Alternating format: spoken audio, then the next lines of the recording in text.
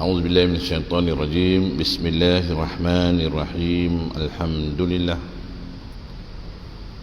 لله الذي نحمده ونستعينه ونستهديه ونستغفره ونعوذ بالله من شرور أنفسنا ومن سيئات أعمالنا. من يهده الله فلا مضل له ومن يضلل فلا هادي له.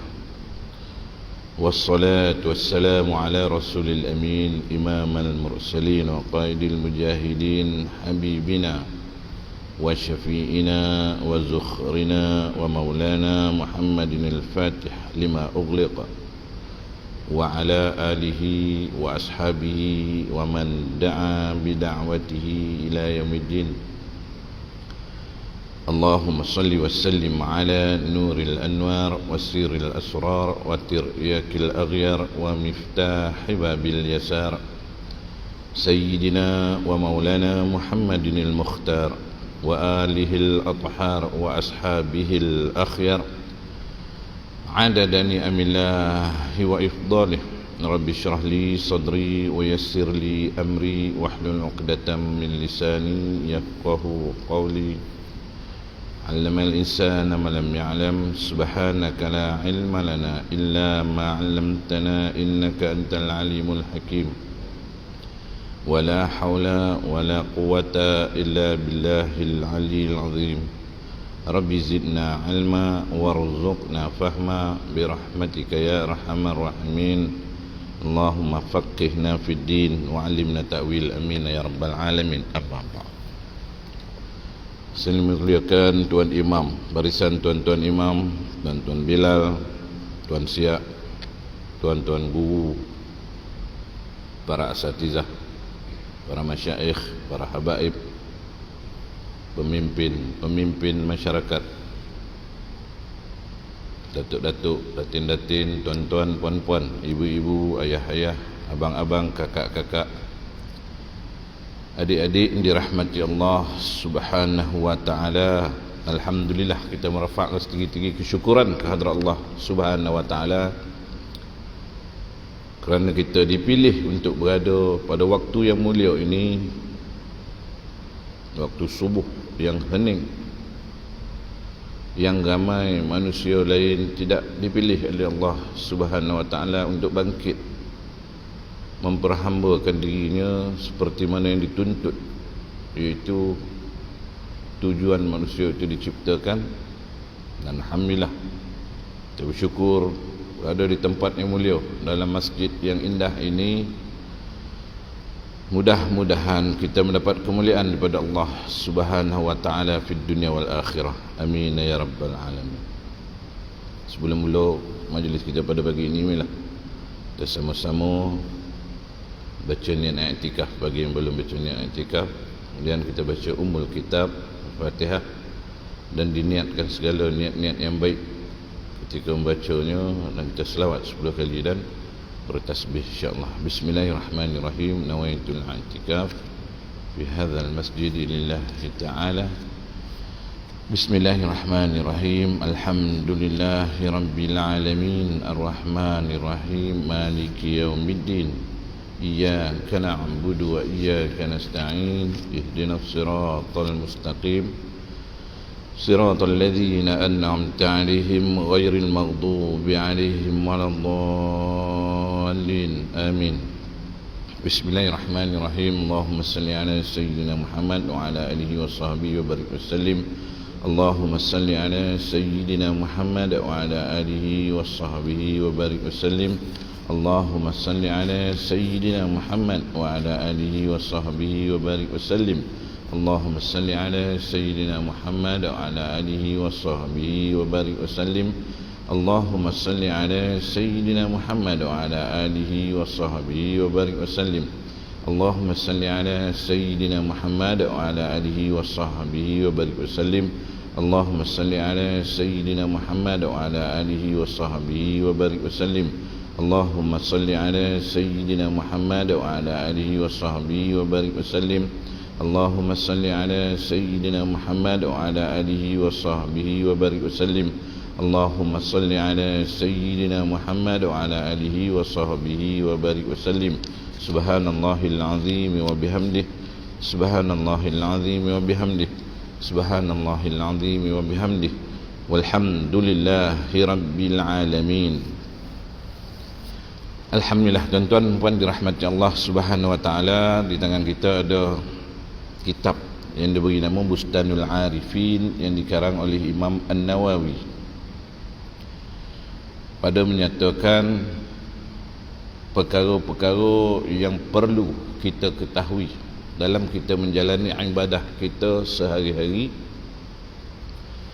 yang mana keperluan itu adalah merupakan fardu ain, iaitu wajib diketahui oleh setiap orang dalam menjalankan syariat yang diperintahkan ke atas kita, dalam mengetahui apakah garis sempadan daripada yang zahir, lebih-lebih lagi yang batin, dan ianya berjalan seiring.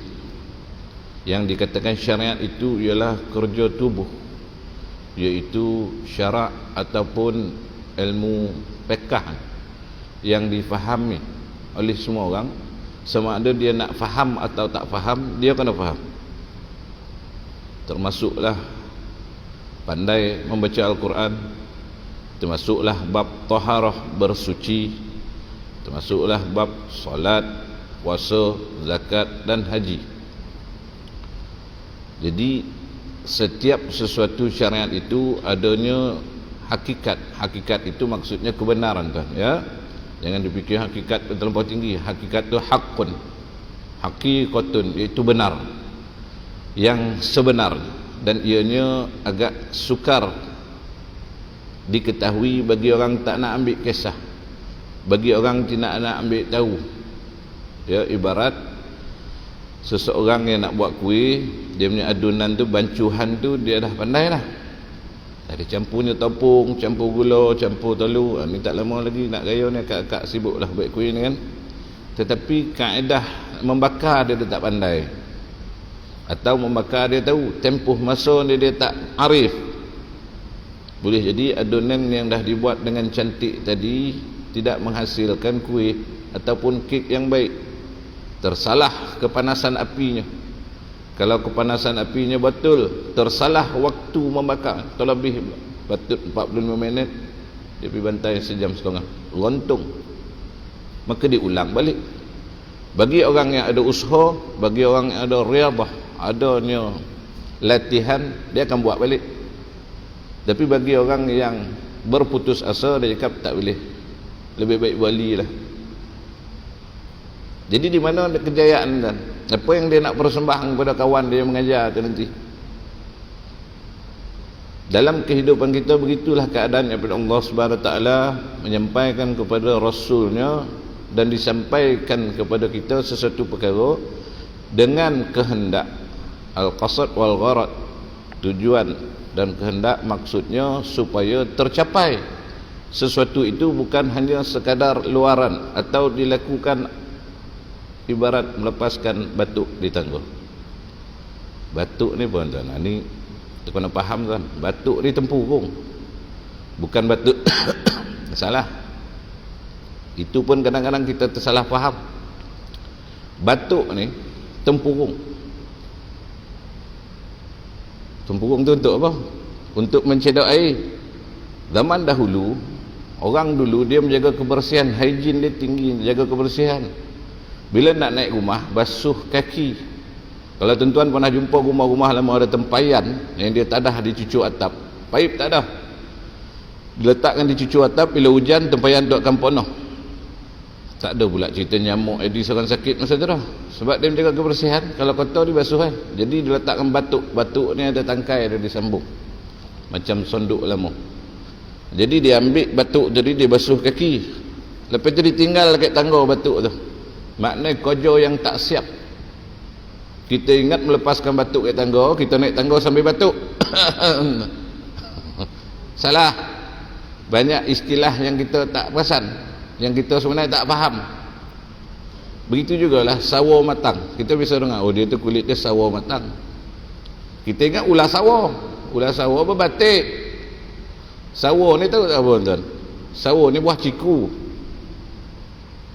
Ya, kalau ada orang-orang saudara kita daripada Seborang, dia panggil buah ciku tu sawo.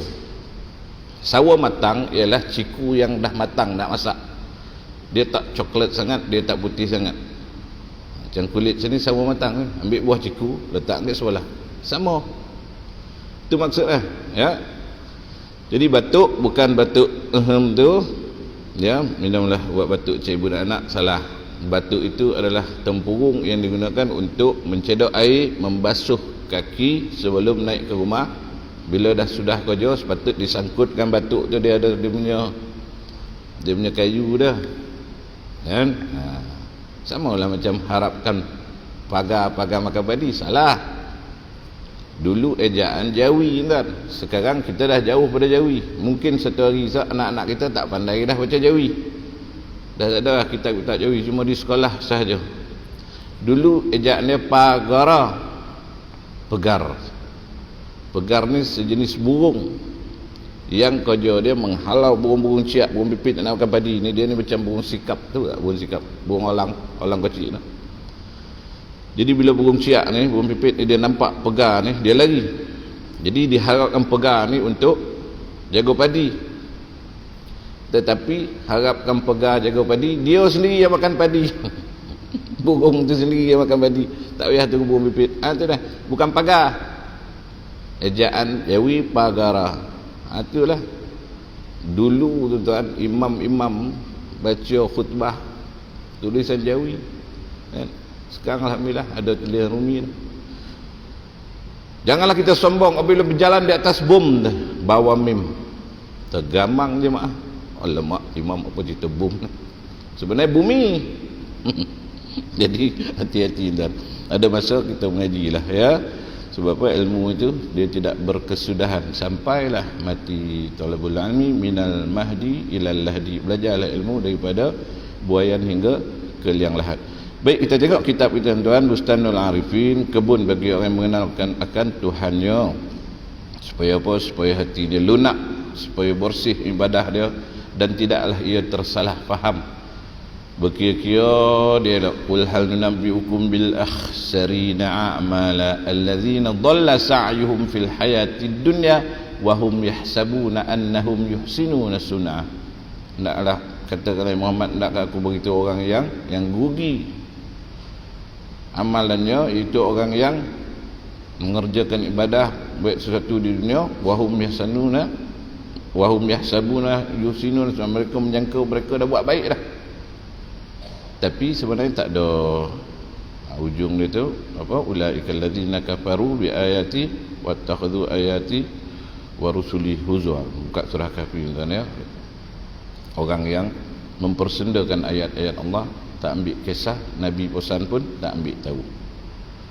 Baik, kita tengok muka surat 70 kitab kita, fasal kedua. Setelah kita tengok bab ikhlas dan sidik, iaitu ikhlas itu menunggalkan niat semata-mata kerana Allah, dan sidqu kebenaran, benar ni setiap perkara itu. Kemudian kita masuk fasal yang kedua, pada menyatakan menghadirkan niat ketika mengerjakan ketaatan. Niat ni kat mana dia tuan? Niat itulah yang dikatakan kalau dalam solat rukun qalbi, yang duduknya di dalam hati. Tapi yang kita baca tu usolli nawaitu tu apa? Itu lafaz niat. Supaya apa? Supaya sesuatu yang ditanam tu ada tanda. Biji benih itu ditanam di dalam tanah, tapi ditandakan dengan pancang supaya tidak terpijak biji benih itu nanti. Ya, maknanya niat tu dia tak mau, dia di dalam dia ni. Kita tanam benih pokok kacang, kemudian kita tandakan supaya kalau orang bersih rumput tak kono, kalau kita berjalan tak terpijak, supaya dia tidak rosak. Maka dipancang dia tu, diingat ambil semula, sini ada biji benih. Biji benih itu tak nampak, dia dah tertanam di dalam tanah. Begitulah niat ditanamkan dalam hati. Dia tak akan boleh jadi banyak, dia ada satu. Sebab tu kita masuk masjid, baca doa, melangkah kaki kanan, solat, niat i'tikaf. Habis kalau tak niat tak payah pahala, ada duduk masjid automatik lah. Betul. Ada yang auto, ada yang semi auto, ada yang manual. Jadi bab niatnya pun susah. Aku nak i'tikaf, ya Allah, berkatilah. Dah saja aku i'tikaf masjid ni. Dan niat itu merupakan zikir juga, maknanya ingat pada Allah, kan dapat pahala. Apa yang susah mana? Salli fardhu subhi rak'ataini ma'muman lillahi ta'ala, menyebut nama Allah. Tu pun tak nak sebut, aku dah niat, diam. Jangan tanya, sebutlah Allah Subhanahu wa taala itu seberapa banyak kita boleh, sampai dalam tidur pun kalau boleh berzikir. Allah Allah, la ilaha illallah, la ilaha. Sebab tu Nabi cakap, aku nampak macam tidur, hati aku tak pernah lupa pada Allah Subhanahu wa taala. Kita kena buat macam tu, tuan. Ingat, setiap waktu nak masuk bilik air daripada bangun colik nyawa kita ni, alhamdulillahillazi ahyana ba'da ma amatana wa ilaihin nusyur. Baca doa. Tanggal baju, bismillahillazi la ilaha illa huwa. Allahumma inni a'udzubika minal khubsi wal khaba'ith. Nawaitul istinja'a minal bawli minal ghaiti lillahi ta'ala. Alhamdulillahillazi ja'alal ma'a tahura. Nawaitu wudu'an lillahi ta'ala. Alhamdulillahilladzi asyhadu an la ilaha illallah wahdahu la syarika lah, lahul mulku wa lahul hamdu yuhyi wa yumiitu wa 'ala kulli syai'in qadir. Allahumma ja'alni minat tawwabin wa berjalan baca bismillah tawakkaltu 'ala Allah la haula wa la quwwata illa billah. Bismillah majriha wa mursaha inna rabbi laghafurur rahim. Allahumma ighfir li dhunubi waftah li abwaab rahmatik. Bacalah sekali-kali setiap satu niat. Nawaitu sawmuknya belum lusa. Ya, lusa insya-Allah. Ketahuilah sesungguhnya siapa yang hendak mengerjakan sebarang ketaatan walaupun sedikit sekali, maka hendaklah ia menghadirkan niat, iaitu bahawa mengqasad dia dengan amalnya itu untuk mencari keridhaan Allah Ta'ala, dan hendaklah niat itu bersama dengan amalnya. Nampak sama dalam ayat, ya Allah Tuanku, aku selamatkan makhlukmu yang kecil ini. Boleh jadi samud ni dia terpisah daripada sahabatnya, kau berilah dia kesejahteraan, ya Allah. Niat, ya Allah, aku selamatkan anak anjing ini, mungkin ibu dia sedang mencari dia, maka kau tunjukkanlah ke mana dia ambil buah. Niat. Apa lagi tuan? Niatlah segala-galanya. Sebab itu dulu tuan-tuan, dulu masa kita muda lah, zaman kita tak peduli hipster, hip hop apa benda, kalau kita suka ambil anak burung kan, anak burung kita ambil, tak ada rasa bersalah. Kita nak bola hidup seminggu mati, lupa nak bagi makan, kita sapit lah. Lepas tu kita lastik burung. Bila kita dah tua tuan, kita nak lastik burung pun kita cakap burung ni mesti ada anak agak ni. Sampaikan tahap kita dah jadi macam sian lah dia ni kan. Itu rahmat Allah SWT. Selera kita pun dah kurang mencacau. Dulu pantang melintih, burung dak datik kita bidik, burung merabah kita bidik, burung punai semua kita taluh. Maka bila kita dah tua, kita pun dah nak habis di ujung usia, timbul kasih sayang dah. Sian tengok kucingnya. Masjid kita ni mana ada abang beri makan kucing, tak ada kepentingan pun, tak ada bernama kat dinding saya tengok tukang bagi makan kucing, ia dah tak ada. Tapi dia kesian, kucing ni mana lain nak cari makan, tu dia tak payah makan. Itu dah niat dia tu apa? Lillahi ta'ala. Sebab semua makhluk ni makhluk Allah. Sebab tuan, kita membeli itu pun dengan niat, ya Allah, aku beli kuih makcik ni, mudah-mudahan makcik ni capek dia balik rumah, hari dia nak hujan, Allah, kau berilah dia rezeki yang melimpah ruah, rezeki yang berkah, rezeki yang cukup untuk dia. Nah itu niat kita. Ini tak beli niat kita untuk tak tahu, tak ada niat pun.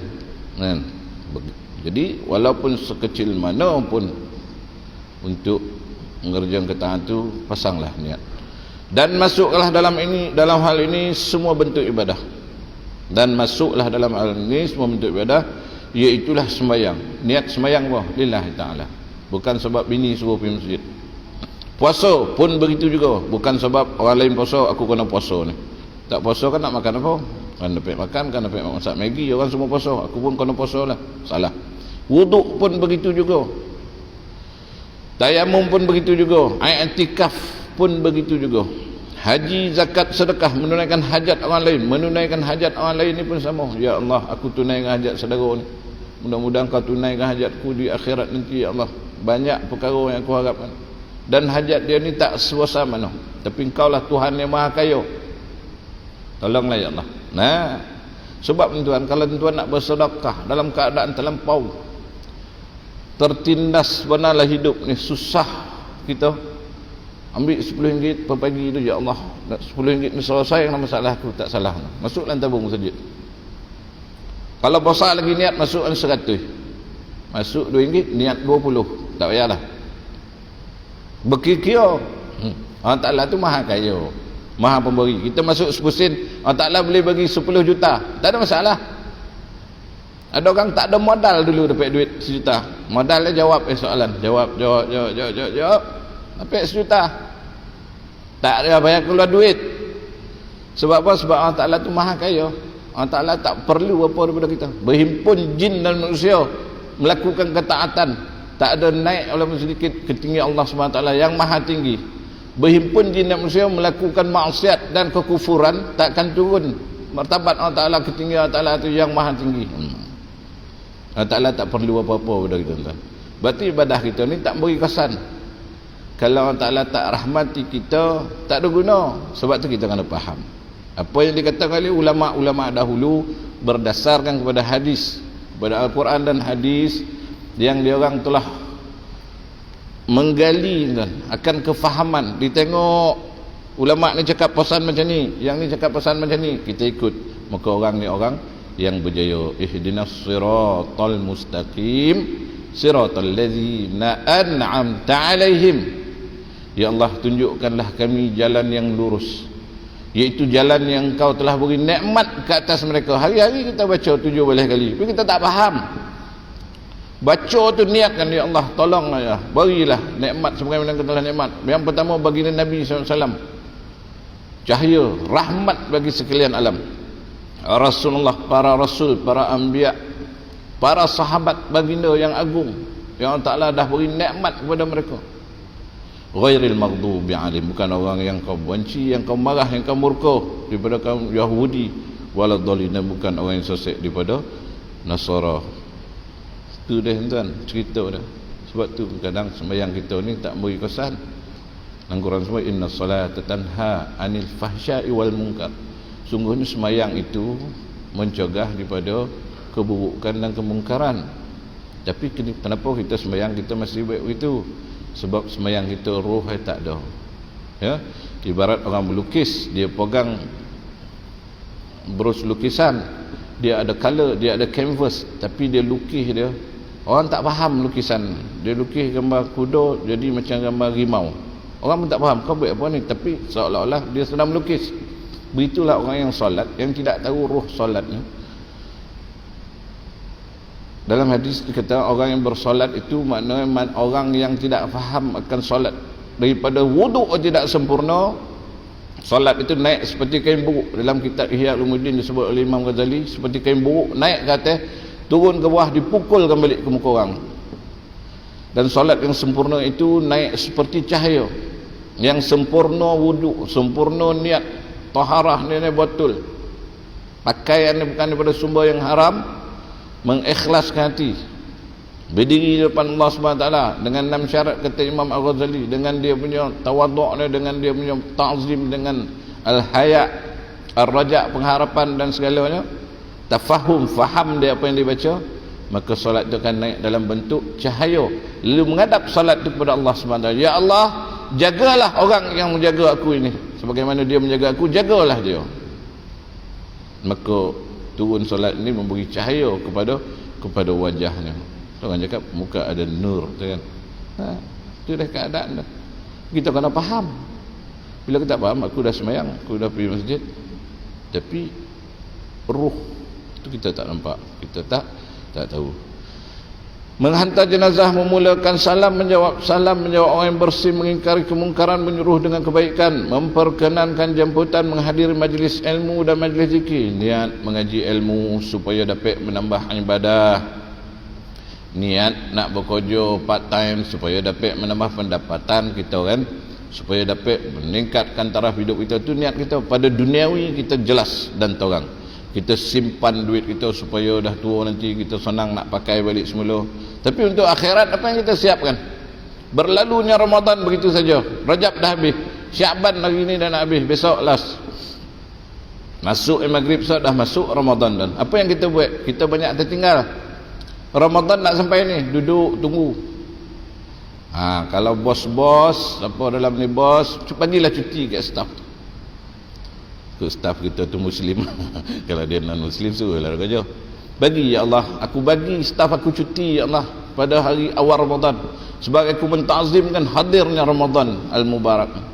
Yang kau letakkan sejuta rahmat padanya, aku tak boleh. Lain-lain tak ada contribution lah. Nak cutikan negeri ini tak boleh. Kan? Nak cuti negara lagi tak boleh. Aku cuti, aku ada compound ni office, ada 4 orang sama, aku bagi dia orang cuti. Takkan rugi 10 juta dah. Bahkan berjuta-juta pahala dapat. Itu niat. Itu niat. Ya Allah, apa lagi yang aku boleh buat untuk diri aku? Aku tak mampu untuk diriku, aku buat untuk orang lain. Kulah. Untuk apa? Iftar, berbuka puasa, bagi duit. Kita nak mula bab duit, kita mula buat akan ngantuk, buat akan tak dengar, akan tak nampak kan. Keluar kan. Kesempatan kita ni tak banyak, ada sikit lagi. Majlis zikir menziarahi para ulama pun begitu juga. Ya Allah, aku nak pergi dia ni, mudah-mudahan barakah yang kau bagi pada dia tu kena ke aku sikit. Manusia ni tak beri barakah kan, dia mendapat barakah. Selalu kita dengar ambil berkat Tuhan sikit, kita kena faham. Tak payah kita cakap saya ni tak boleh bagi berkat, memang semua orang tahu. Maksud dia barakah yang lebih Allah Ta'ala curahan. Macam tuan guru kita Al-Fadhil Ustaz Nuriwan, dia Al-Hafiz, dia hafal Quran, ambil barakah dia. Bila dia mengajar tu duduk dengar, aku tak ada masalah, ada hal lain, duduk dengar. Allah Ta'ala beri keberkatan pada dia. Kita ni tak boleh. Kalau macam saya ni, umur macam ni, nak hafal Quran memang tak lapeh. Surah Al-Mulk menghafal pun bulan-bulan. Lepas tu buluh kasap, sampai ujung pangkal lesap, dapat pangkal ujung lesap. Contoh ya. Jadi orang yang tak beri keberkatan, tuan-tuan guru, para hufaz, orang alim, ambil barakah. Lempahan macam orang bawa ulama ni barat lori yang penuh tuan. Ya. Lori penuh, takkanlah 1000 biji durian, sebiji tak dapat dia bagi kat kita. Aku tak dapat macam mana? Aku tak dapat minta. Sebab talab, talab ni, talabul ilmi ni, menuntut ilmu. Kalau belajar ta'allam kan, at-talib, seorang penuntut, maksudnya dia tuntut ilmu. Ilmu tuan tak ada, dia datang sendiri dah. Macam tuan-tuan nak kena mujahadah, pagi daripada rumah mandi datang ke masjid, duduk berselo, ngilu-ngilu lutut, pinggang tangkap. Hari Minggu banyak urusan, nak kayu basikal, nak itu, nak ini, tapi duduk, makna tadi menunggu ilmu tu turun. Kalau ada dapat daripada kitab yang dikarang oleh ulama. Ibarat orang sakit tuan-tuan, ada ke doktor datang, Assalamualaikum, adakah orang sakit lah rumah ni? Kalau ada keluarlah, saya nak bagi rawatan, gantianlah tuan. Tak ada dah. Kalau sakit kau datanglah klinik. Sebab tu Imam Muhammad dulu tuan, Sultan Muhammad bin Sulaiman, dia hantar utusan dia, bagi tahu pada ulama ni aku nak jumpa dia, nak tanya masalah. Imam Muhammad jawab ke belakang, semoga Allah Ta'ala merahmati kau juga. Adapun para ulama, orang tak ada dia nak datang kepada orang, melainkan orang tu bukan hendak datang ke sini. Gabno tuan, agak kita menteri besar hantar surat, kita berani tak kita cakap tu, yang amat berhormat sila datanglah jumpa saya kalau ada hajat. Tak ni kita kan. Tapi ulama dulu dia buat tuan. Sebab apa? Ilmu itu matlub dia ni dituntut. Dia tak akan datang sendiri dah. Tapi ada yang datang sendiri bagi orang yang lurih semua. Wa'allamnahu min ladunna ilma. Kita tengok dalam surah Kahfi, diceritakan nama Nabi Khidir tak sebut, tapi diterangkan selalu Quran ni Rasulullah lah yang menerangkan. Sebagaimana penciptaan perempuan sama juga. Al-Quran tak sebut, tapi Nabi cakap perempuan itu diciptakan daripada tulang rusuk yang bengkok, yang paling bengkok bagaimana. Jadi ulama cakap perempuan daripada tulang rusuk. Samalah dalam tu kisah Nabi Khidir. fawajada 'abdan min 'ibadina atainahu rahmatan min 'indina wa 'allamnahu min ladunna 'ilman. Kami ajar daripada sisi kami ilmu. Itu dipanggil ilmu laduni. Kan? Ada. Tapi tak ada duduk-duduk main dam dapat ilmu tu pun bohong tu. Semayang tidak, puasa malas, tiba-tiba dapat laduni ilham. Wah, kita ni bakal ahli syurga ni, alhamdulillah. Jangan takut. Semayang tu niat cukup. Kita ingat pada Allah Ta'ala cukup lah. Semayang tu semua tu menunjuk tu semua masuk neraka tu orang pergi masjid. Dia punya ilmu lah. Dan ikut tuan. Kotuk dengan apa papan kerem tu baliklah kita. Jangan menyakitkan orang ya. Kalau tak setuju tinggalkan. Dan masuklah dalam ini semua bentuk ibadah. Dah sudah. Memuliakan sahabat-sahabat yang dicintai ini pun sama. Lillahi ta'ala. Bukan sebab dia ada pangkat. Ada satu sahabat tuan. Dia pegawai besar. Tak payah sebut negeri, tak payah sebut apa jawatan. 5-16 minit kita berhenti tuan ya. 7.25 berhentilah kita isyraq, kita balik. Aku nak tahu iktikaf pun tak apa, dia tak balik pun tak apa. Dia bercerita pada saya, dia mendapat, orang bagi dia hadiah duit sebanyak 50,000 cash. Contoh duit raya lah kan, orang tu bagi duit raya. Dia ni memang tak terima duit, beratus-ratus ribu orang bagi, dia pulang-pulang. Tapi sekali ni duit raya dia ambil, dia pegang. Lepas tu dia tanya Datuk Mufti, Tuk, saya ada terima duit. Orang Mufti negeri mana tak payah sebut lah kan. Orang ni bagi saya duit 50,000 duit raya. Macam mana hukum ni tu? Kejawab Datuk Mufti. Datuk Mufti ni akan beri fatwa. Maksudnya Mufti tu orang yang mengeluarkan fatwa kan ya. Tapi bukanlah dia boleh keluar fatwa dia sendirian. Kalau di setiap negeri ada majlis fatwa, Datuk Mufti pengurusi dia, kemudian ada majlis fatwa 2-3 belah orang bincang baru keluar. Tapi Mufti ni secara amnya dia ni bila ditanya dia kena jawab, bagi fatwa. Maka jawab Datuk Mufti ni, duit raya ni normal, biasalah orang bagi duit raya. Tapi dalam kes tuan ni ada dua keadaan. Yang pertama, banyak bana duit raya ni. Yang kedua, kata Datuk Mufti ni, kenapa dia tak bagi kat saya, dia bagi kat tuan? Faham tak maksud tuan? Maknanya niat dia tu lain. Kalau kita dapat duit raya, kita tengok kedudukan kita tuan. Macam saya ni tak ada apa bondo, tiba orang bagi duit raya, itu tak ada kepentingan apa-apa. Syukur alhamdulillah, cium. Tapi kalau kita satu tempat yang kita duduk tu memerlukan, orang tu perlu kita, tiba-tiba dia bagi duit raya, dia tak pernah minta tolong, tetapi satu hari dia akan tolong kita. Contoh kita kerja dekat laut lah, contoh kita kerja kat laut, dia bagi kita duit tu nelayan yang hari-hari dia kat laut, dan satu hari pasti kita akan jumpa. Kenapa kau bagi kita? Kau bagilah dekat orang jaga hutan. Jadi itulah yang dikatakan niat ni tadi. Maknanya memuliakan sahabat yang cinta ini tadi, apa niatnya? Kita memang kawan daripada kecil kan, tak ingat dah, kita kan sama sekolah. Yalah, kita sama sekolah. Kau kerja kat laut, aku kerja kat laut. Kenapa kau tak bagi kawan kita yang kerja kat hospital tu? Dia pun kawan kita juga, kan sama lastik burung tu. Apa jawab kalau terima, cuba tanya macam tu. Saya nak tanya lah, awak bagi sini, awak ni berurusan dengan tanah, saya pula kerja pejabat tanah. Kita kan kawan lama, sama sekolah, mandi sungai. Ada seorang kawan kita mandi sungai, dia dah tak sihat sekarang ni, dah 4 tahun sakit, pergi bagi dia 50,000. Agak-agak dia bagi tak tuan? Dia dah nak mati, dia tak pandai pakai duit. Dia pakai duit, dia beli pampers, susu, mahal apa semua, pergi bagi kat dia. Tak nak, tak apalah, tak payahlah kan nak berceramah, terima je dah. Itu cerita tuan. Jadi kita ni kat mana tu, ataupun orang yang menuntut ilmu, dia nak kedudukan, dia nak pujian, nak makan, dia nak makan sadap. Bila duduk atas lantai pinggan plastik, dia akan kata, ini memang tak patut masjid ni. Masjid besar, aku belajar susah-susah dah jadi muallim, dia bagi makan pinggan plastik, memang tak boleh. Lain kali aku tak nak datang masjid. Macam mana, kat mana nak diletakkan niat itu? Sebagai orang yang berilmu, Jadi niat kita mengaji ilmu supaya kita dapat menambah kebaikan kita, dan disampaikan kepada orang lain, mudah-mudahan orang lain pun sama jadi baik. Maka hendaklah ia berniat pada demikian itu untuk menguatkan badan. Kalau makan pun sama ya, makan, minum dan tidur, niat dia untuk menguatkan badan atau merehatkannya supaya ia lebih cergas lagi selepas makan atau berehat tersebut. Maknanya kena niat, ya Allah, aku makan ni berilah kesihatan. Sebab tu jangan menghina makanan, jangan memfitnah makanan. Itu kerja kita tuan. Oh ni tak boleh, ni bahaya ni kolesterol. Oh ni tak boleh, ni gula, ni potong kaki. Ni nasi ni gemuk. Fakta yang tidak berapa tepat. Terkoban nasi menggemuk kan.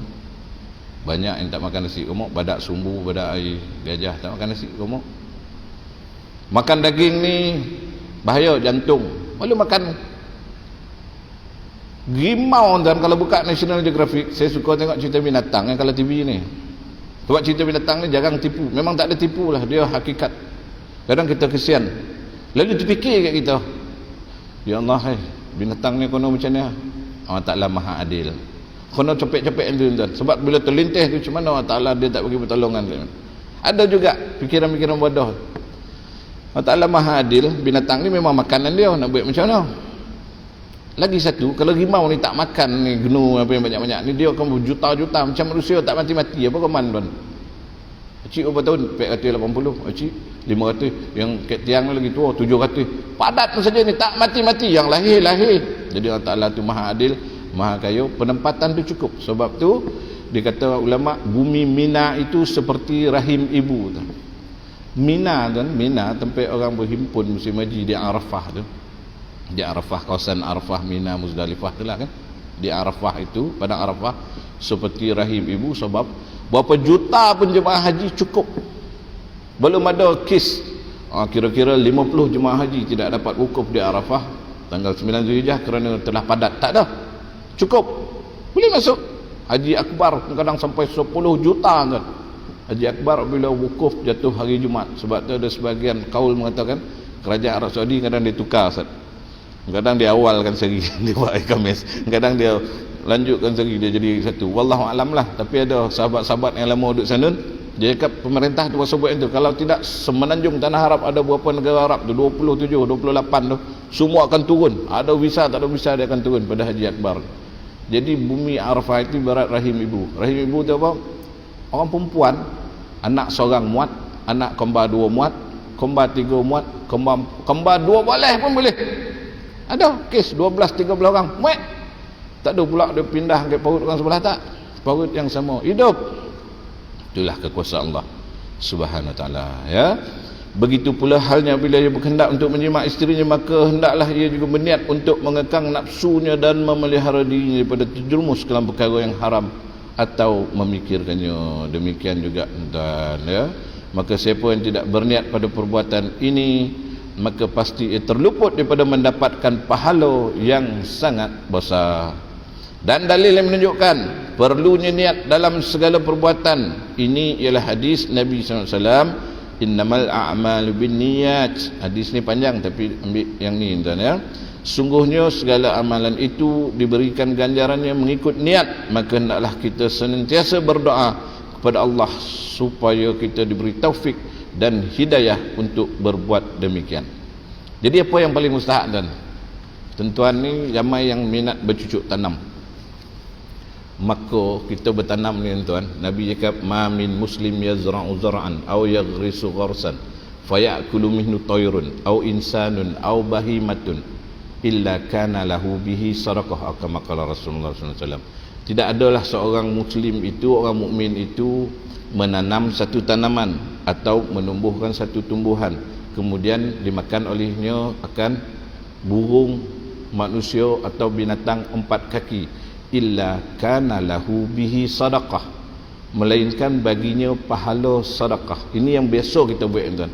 Maka bila kita bertanam walau sekecil benih atau sebesar benih, maka niatkan, ya Allah, aku tanam kalau Tuhan yang menghidup dan mematikan. Biarlah panjang sikit, sambil bercucuk tanam tu dapat pahala. Ini bertanam bongih, Mana KPO ni, cepatlah mana boleh ni. Aduh, baru tutup yang mulut dah, cangkul tu cabut nak marah, jangan.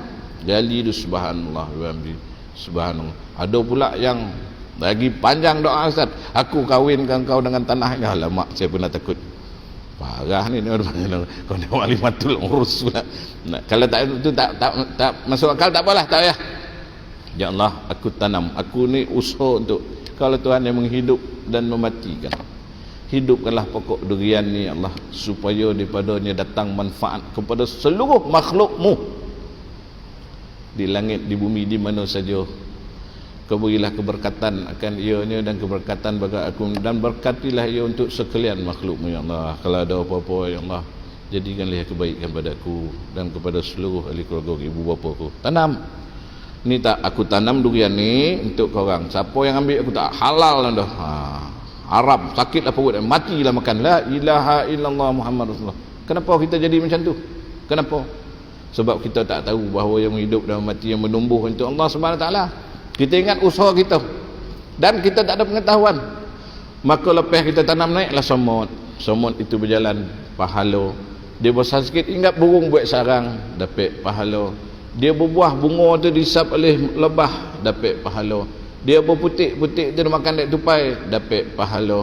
Dia berbuah besar sikit dimakan dek korok, dapat pahala. Tapi jangan biar korok tu makan, acik sedekah, makanlah kau korok, jangan. Sebab boleh manfaat untuk manusia. Ada juga ni isu bergaduh dengan korok ni tuan, sampai sekarang tak selesai. Saya tahu kat kampung durian nak bunga ni kita rajin lah, kita bermusim kan. Bila musim durian rajin lah nak tahu. Tapi alhamdulillah lah, elok lah bermusim tu daripada langsung tak ada musim. Durian berbuah tak berbuah, semak makin semak ya. Sentuhlah bulan Ramadan ni, tak apa. Orang yang tiba-tiba datang masjid bulan Ramadan jangan disindir. Wah, setahun sekali datang kau, jangan. Assalamualaikum tuan, orang dah cukup.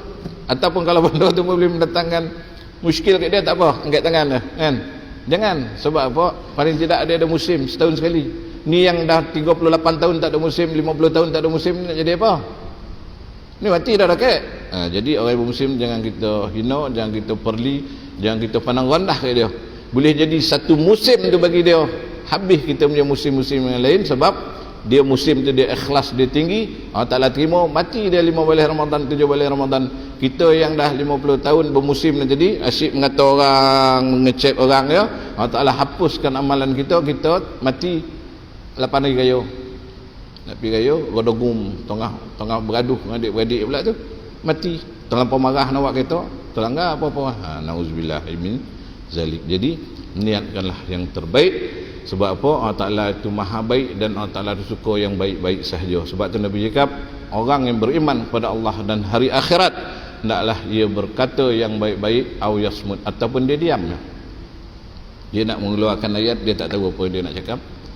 Cerita ni banyak cerita pembohong, jadi dia diam lah kan. Banyak cakap, banyak silap, banyak dosa masuk neraka. Jadi jangan. Jadi dia ingat muhasabah dia, niat ya. Jadi niat tanaman, jadi sampailah benda tu kita dah mati, dia terus hidup, maka itulah dikatakan pahala yang mengalir. Baru kita jangan tamak tuan. Yang kita tamak itu kita pun tak tahu. Ni ayah buat untuk korang ni, tak ada untuk orang lain lah, jangan. Ayah buat ni kalau ada kebaikan korang kongsi lah. Kau ayah dah tak ada, bagilah. Korang nak duduk, setakat nak duduk atas kerusi ni, apa masalah musafir orang ni. Sebab tuan-tuan banyak pahala yang mengalir lepas orang tu mati. Dan pula kalau ada pokok-pokok yang ditanam oleh keturunan nek moyang kita, janganlah kita ni jadi tukang tobang. Ini ada ni ramai, dia kerja dia menobang Ustaz, habis dia tobang. Sebab tu tuan-tuan kata ulama, orang yang menobang pokok yang ditanam di arwah, dia takkan jadi projek kat situ. Cuba kita cam kan. Banyak orang dia tolak tanah ke kampung, dia nak buat rumah, tak naik-naik rumah dah 10 tahun. Pasal apa? Pasal orang yang menanam tadi dia ikhlas kerana Allah. Orang dulu memang macam tu tuan. Dia sebab tu pokok sokor ni tahan. Kita tengok pokok durian ni umur 100-200 tahun dulu. Semua yang menanam nenek moyang kita, dia berniat kaul lah. Kita tanam durian, alasan durian kahwin mati lah. Sebenarnya kita tak apa nak tu. CCTV, gambar senapang, gambar anjing, semua kita buhan. Takut betul kita kalau orang ambil. Tak boleh kita bismillah tawakkaltu ala Allah wala haula wala quwata illa billah. Ya Allah, aku dah torangkan ni, mestilah orang tahu ada tuan lah. makhluk-makhluk perosak ni, Allah kau lah yang menjadikan dia, kau yang memberi rezeki dia, mintalah jauh. Kalau Ustaz Kazim baca ayat 18 surah Kahfi, wa tahsabuhum ayqadhan wa hum ruqud wa nuqallibuhum dhatal yamini wa dhatal shimal wa kalbuhum basitun dhira'aihi bil wasit law ittala'ta 'alaihim lawallaita minhum firaran wa lamulita minhum ru'ba. Kisah Ashabul Kahfi yang tidur dalam gua, kadang-kadang dia bolak-balik kanan, kadang kiri.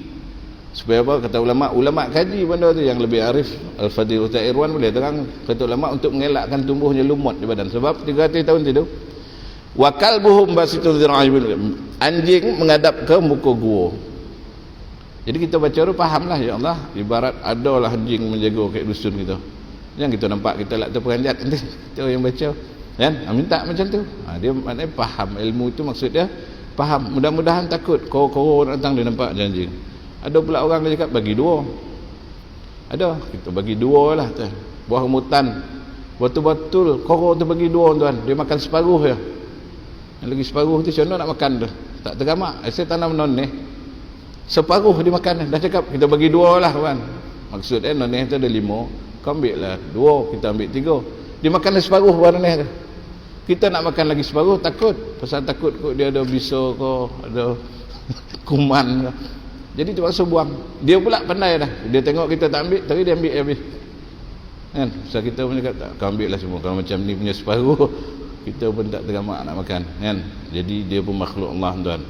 Banyak kadang kita marah, sebab kemarahan itu setan. Dengan makhluk lain pun setan boleh menimbulkan kemarahan kita juga. Sekarang ni hukum tembak. Bila buka kitab pekah balik, mencuri tak ada hukum bunuh. Mencuri potong tangan kalau manusia kan. Jadi tak sampai nak bunuh, tak sampai lah hati. Ikut merah. Itu ujian Allah Subhanahu Wa Taala pada kita. Kita usahalah.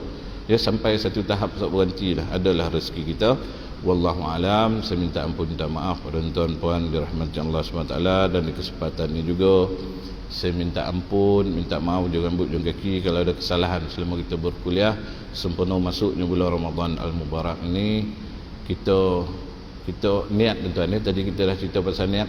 Kita niat, ya Allah, masuk bulan Ramadan ni aku nak khatam Quran 3 kali. Jangan pembohong. Niat orang membohong ni dia tu bukan niat nama, itu nama auta.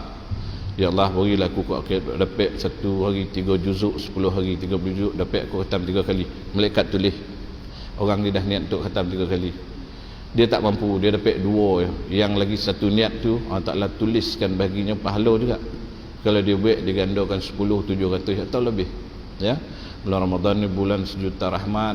Nabi satu ketika naik ke mimbar, amin amin amin 3 perkara. Salah satunya Jibril alaihissalam cakap, celakalah orang yang masuk ke bulan Ramadan, habis Ramadan dia tak dapat pengampunan Allah SWT. Na'udzubillah min dzalik. Kita minta berlindung daripada termasuk golongan ini. Dia jumpa Ramadan, dia macam biasa dia jalan, masuk Syawal tak dapat ada pengampunan. Maknanya tuan-tuan, apa yang dibuat pun tak tahulah. Apa yang kita boleh ibaratkan? Ibaratkan satu orang yang masuk ke gudang makanan, keluar daripada gudang tu dia mati dah kelaparan. Sebulan dia duduk dalam gudang makan tu, ada air kotak, air soya, apa, roti, ada segala makan buah-buahan lah. Keluar pada gudang tu mati dah kelaparan. Apa kena dia ni? Kuih goreng sebulan tak makan, dah mati. La ilaha illallah. Bukan ni gudang makanan segala ada, tak tahulah apa dia buat. Sebulan, bukan 3 hari. Apa dia buat nak kata tidur sebulan pun tak mungkin. Nak kata dia bersenam mana pun tak mungkin. Orang lain keluar semua romok-romok, sehat-sehat, dia mati tak makan. Itulah ibarat tuan. Sebulan duduk dalam bulan Ramadan, habis Ramadan tak dapat dia pengampunan. Memang Allahu Akbar. Kita minta jauh tuan-puan dirahmati Allah SWT. Saya minta maaf sekali lagi ya. Kita buatlah yang terbaik, sehabis baiklah. Anggaplah Ramadan tak akhir kita. Kalau kita anggap tak akhir, Nabi kata kut solat, kita anggap solat tak akhir. Mudah-mudahan itulah yang terbaik. Baca pun perlahan. Bila kita yakin kita hidup lama, itu satu perkara yang tak baik. Sebab Nabi cakap, ingatlah pemutus kelazatan, iaitu mati. Kata Imam Ghazali, orang tu bergolak ketawa sedang kafannya sedang ditenun. Orang tanah menenun kapan dia tu, dia boleh riang lagi. Kalau dia tanya oleh tukang tenun, akak apa? Saya tengah tenun, awak punya kain kapan? Pula saya pula, yalah, awak akan mati. Ibarat begitu. Bila kita nak terlampau riang, nak larut, ingatlah kain kapan kita tengah digunting oleh orang. tengah susun, pihak khairat kematian pun dah wali, dah letak dalam bilik mandi jenazah tu, at any time kita akan dipakaikan. Lebih baik kalau kita beli sendiri, beli letak angkat rumah, ya. Wallahu alam. Sekali lagi saya minta ampun, minta maaf. Kita minta Allah Ta'ala ampun dosa kita kedua seluruh orang mukmin yang hidup atau telah meninggal dunia, dan jadilah usaha kita yang sangat sedikit kan, nak dibandingkan dengan salafus salih dulu, orang-orang para sahabat tak mampu, kita tak boleh lawan. Sahabat duduk dalam masjid dakwah, tak makan, sikit makanan, sikit tidur. Niat dia tidur bila dah tak terdaya sangat, kita sikit-sikit tidur, pagi tidur, tengah hari tidur, petang tidur, malam tidur, tengah malam tidur, semua tidur kita. Apa yang kita boleh dapat? Nak masuk syurga dengan mereka? Wallahu alam. Tapi dengan rahmat Allah tak mustahil. Kita banyak berdoa. Auzubillahi minasyaitonir rajim. Bismillahirrahmanirrahim. Alhamdulillahirabbil alamin wa bihi nasta'in. Wassalatu wassalamu ala rasulil amin wa ala alihi wa sahbihi rasulillahi ajmain. Allahumma rabbana ighfir lana dhunubana wa liwalidayna warhamhuma kama rabbayana shighara. ولجميع المسلمين والمسلمات المؤمنين والمؤمنات الأحياء منهم والأموات برحمتك يا أرحم الراحمين. اللهم لا مانع لما أعطيت ولا معطي لما منعت ولا رد لما قضيت ولا ينفع ذا الجد منك الجد. اللهم أعنا على ذكرك وشكرك وحسن عبادتك. ربنا آتنا من لدنك رحمة وهيئ لنا من أمرنا رشدا. اللهم بارك لنا في آخر شعبان وبلغنا رمضان. وصلى الله على سيدنا ومولانا محمد النبي الأمي وعلى آله وصحبه وبارك وسلم. سبحان ربك رب العزة عما يصفون، سلام على المرسلين، والحمد لله رب العالمين. تقبل الله منكم. Assalamualaikum warahmatullahi wabarakatuh.